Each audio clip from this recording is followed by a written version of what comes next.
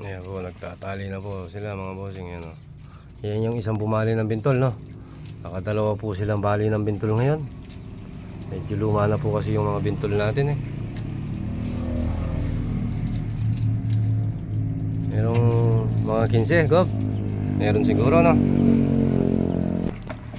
Yan, yan. Gob, pakita mo yung gendong malaki. Yan, no? Yan po yung west na malaki, mga bossing, no? Solid po yung taba niya, no? Napakalaki po. Ayan. West. Kay Brian naman po, ano? Pakita mo, Brian. Binabay mga 0.3 po yung timbang nun. Ito po, pag sinabing OS 5, yan. 5 guhit po siya. OS 5.